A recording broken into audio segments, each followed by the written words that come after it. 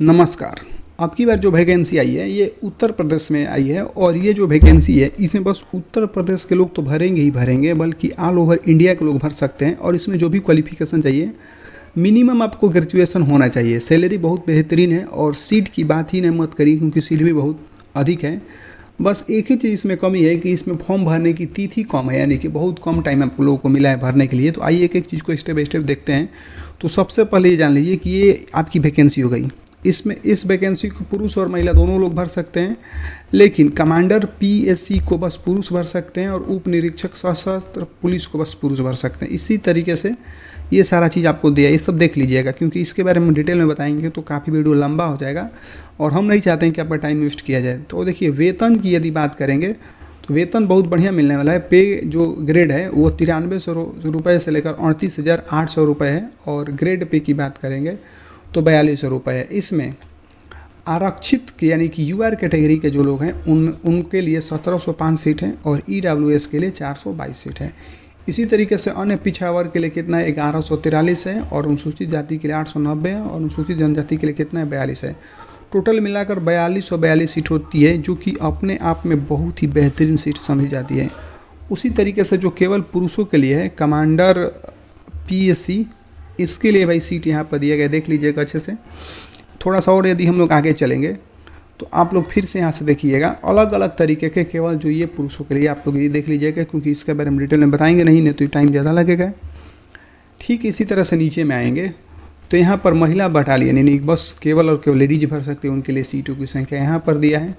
ठीक है, और इसके अब यहाँ से शुरू होती है असली चीज़। ऑनलाइन आवेदन करने की जो तिथि है 12 अगस्त से ही शुरू हो चुकी है, और अंतिम तिथि जो है 11 नवंबर तक है। अगस्त के बाद जो सितंबर आता है सितंबर तक है। ठीक है, यानी कि 11 तारीख 9वें महीने तक है। शुल्क जमा करने की जो तिथि है सेम तिथि है, जिस दिन से फॉर्म भरा जाएगा उसी दिन से, और जिस दिन खत्म होगा उसी दिन। और यहाँ पर शुल्क जो समायोजित करने की तिथि है वो जो है 2 दिन इसमें लास्ट में बढ़ा दिया गया है। ठीक है, यानी 13 तारीख तक है।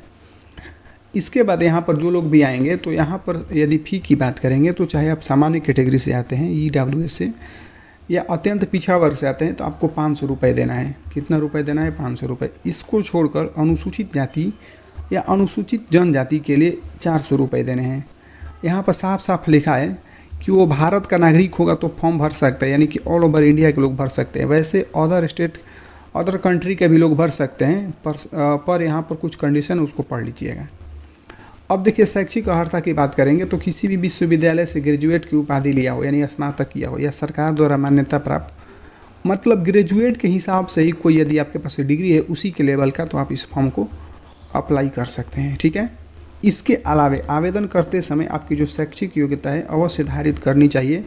मतलब जब आप ये फॉर्म भरेंगे तो आपका अंक प्रमाण पत्र एकदम ज़रूरी होना चाहिए। ऐसा नहीं है कि आपके पास वो यूनिवर्सिटी से मिला नहीं और फॉर्म को भर रहे हैं, ऐसा मत करिएगा, क्योंकि अंक पत्र इसमें अपलोड करना पड़ेगा।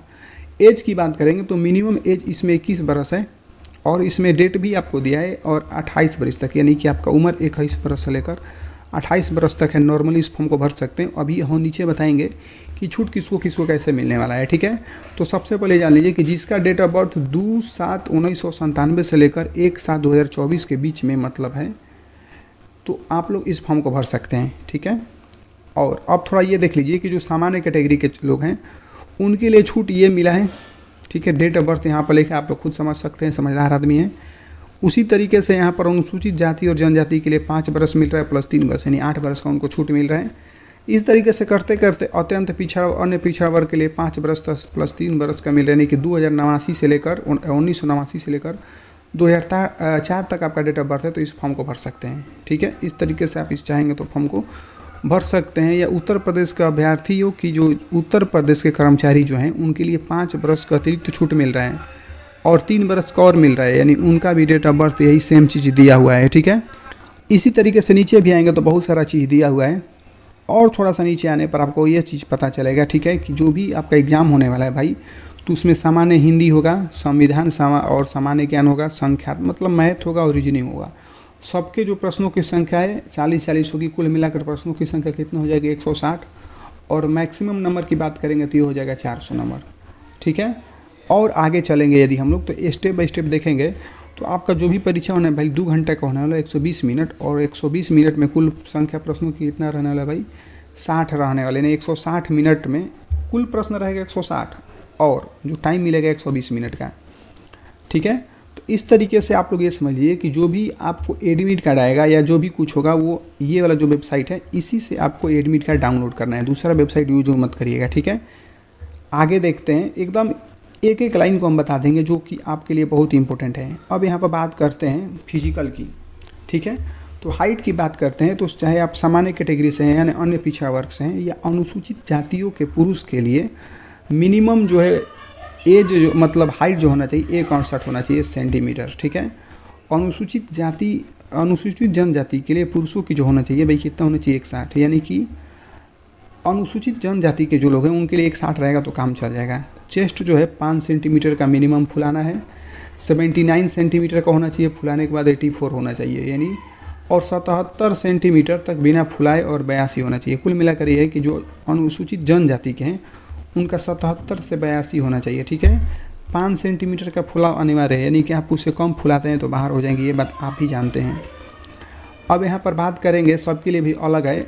अब महिला के लिए क्या है, तो महिला के जो न्यूनतम हो चाहिए 152 सेंटीमीटर होना चाहिए, 152 सेंटीमीटर। ठीक है, और अनुसूचित जनजाति महिला के लिए 147 सेंटीमीटर। ठीक है, यानी कि इसमें 5 सेंटीमीटर का आपको कंसेशन मिला है। और लगातार महिलाओं का ये मतलब लेडीज लोगों का कंप्लेन रहता है कि एज में छट गई, तो अभी से आप लोग कम से कम आपका वेट जो है 40 kg होना चाहिए, यदि इससे आप कम है तो बाहर हो जाएंगे। तो इसीलिए थोड़ा सा खाने पीने पर ध्यान दीजिए। शारीरिक दक्षता की बात करेंगे तो इसमें जो दौड़ है मतलब 4800 मीटर की दौड़ होगा, 28 मिनट में दौड़ना है। कुल मिलाकर बात यह है कि 4.8 किलोमीटर की दौड़ जो है 28 मिनट में दौड़ना है, आप लोग आराम से दौड़ सकते हैं। ठीक है, इसके बाद महिला अभ्यर्थियों के लिए 2.4 यानी कि 2400 मीटर की दौड़ होगी, जिसमें 16 मिनट में आपको कंप्लीट करना है। ये भी बात सही है उन लोगों के लिए भी भाई।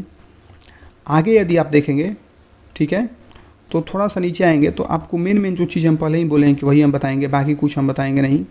तो नीचे जो खास चीज़ आती है आपको दिखाई देगा, यहाँ पर आ ही चुका है। अब महिलाओं के लिए क्या है कि महिला अभ्यर्थियों द्वारा आरक्षण का दावा हेतु पिता के पक्ष से निर्गत जाति प्रमाण पत्र ही मान्य होगा। कुल मिलाकर बात यह है कि जो भी फीमेल लोग फॉर्म को अप्लाई करेगी तो वो लोग जो जाति देगी वो पति के यहाँ से नहीं देगी बल्कि पिता के यहाँ से देगी। अब इसका रीज़न ये है भाई कि कोई लोग शादी कर लेता है इधर उधर भी, तो इसलिए जो है जाति चेंज हो जाता है, तो इसलिए बोला गया है कि वो फादर के यहाँ से जाति देंगी। ठीक है, अब यदि सिलेबस की बात की जाए तो सिलेबस आपको बता देते हैं हम कि सिलेबस में क्या क्या पूछेगा। वैसे ये सारा चीज़ हम पहले ही ऊपर बता दें कि कितना प्रश्न होगा, कितना टाइम का मिलेगा। तो देखिए सिलेबस की बात करेंगे तो जो हिंदी पूछा जाएगा भाई, हिंदी का सिलेबस ये रहा, इसका स्क्रीनशॉट लेकर आप पढ़ सकते हैं। ठीक है, उसी तरीके से मूल संविधान और सामान्य ज्ञान की बात करेंगे तो इसका सिलेबस थोड़ा सा लंबा हो जाता है। आप देख लीजिएगा यहाँ से यहाँ तक इस टॉपिक से क्वेश्चन पूछने का अनुमान है। नीचे में और भी थोड़ा सा दिया, इसका भी स्क्रीनशॉट लेकर रख लीजिए, पढ़ लीजिएगा अच्छे से।